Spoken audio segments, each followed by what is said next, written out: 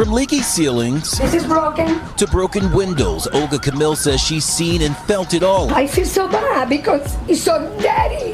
This here is what an apartment can look like when a tenant moves out of a rent-stabilized apartment after living here for nearly 30 years. At the time, this apartment went for $775 per month.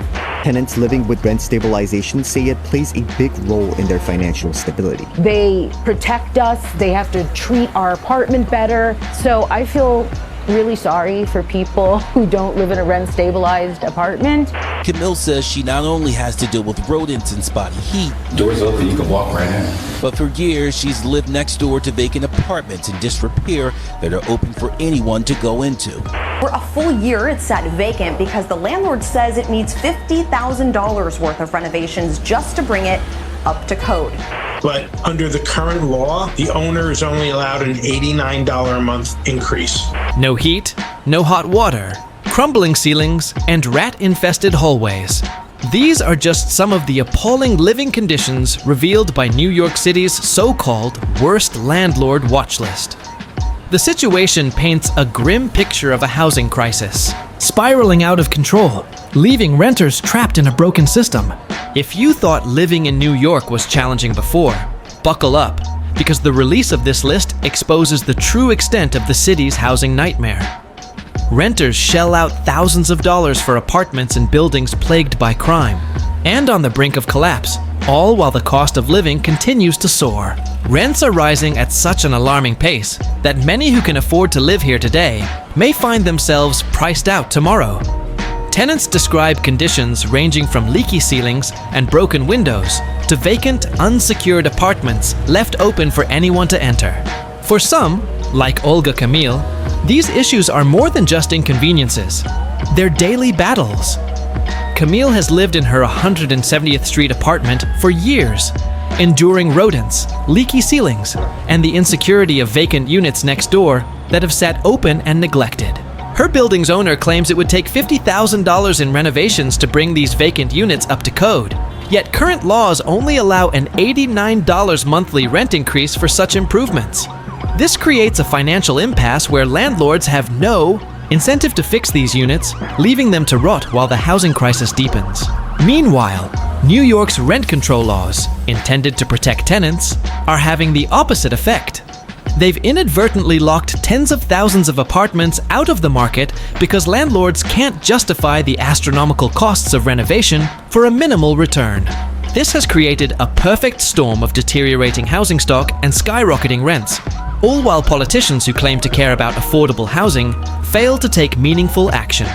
Other cities have seen rent decreases by increasing the housing supply through new construction, but in New York, building new apartments feels like a pipe dream.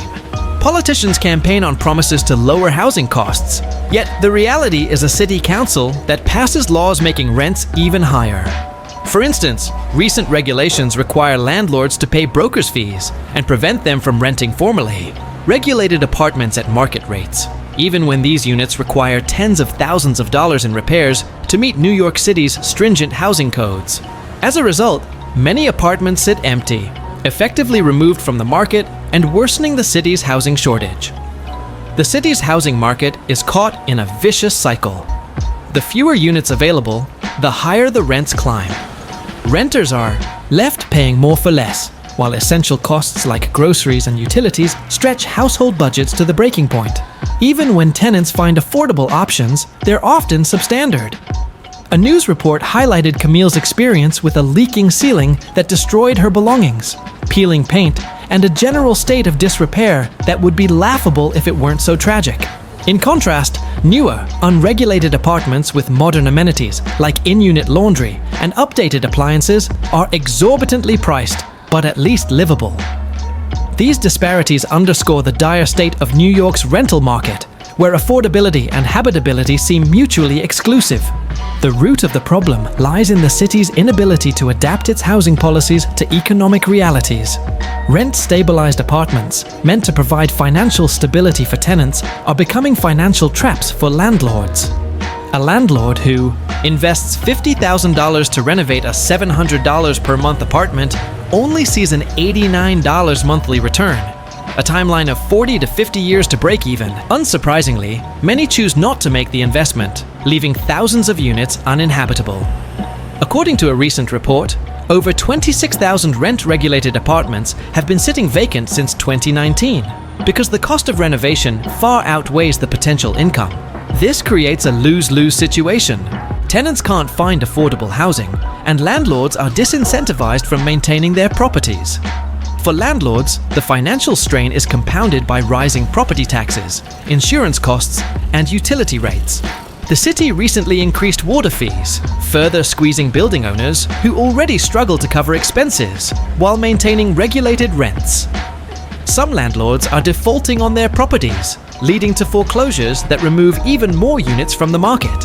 Yet, the narrative often vilifies landlords as the sole culprits, ignoring the systemic issues created by restrictive policies.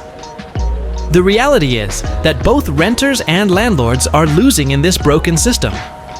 Renters face exorbitant costs for subpar housing, while landlords hemorrhage money on properties they can't afford to maintain or rent.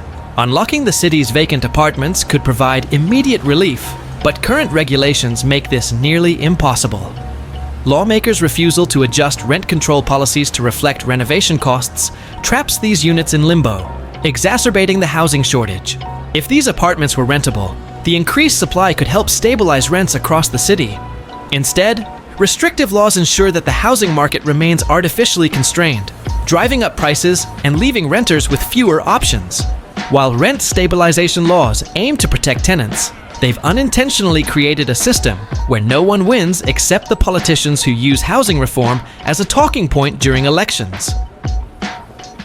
The situation is further complicated by the city's resistance to new development. With a vacancy rate of just 1.4%, New York desperately needs more housing.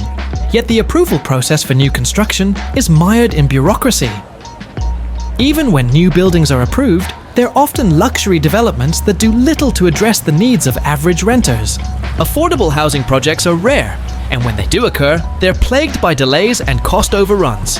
The city's reluctance to embrace change perpetuates a cycle of scarcity, where demand far outstrips supply, driving rents higher and higher. As a result, New Yorkers are left with a grim choice: pay exorbitant rents for a decent place to live, or settle for a deteriorating apartment in disrepair.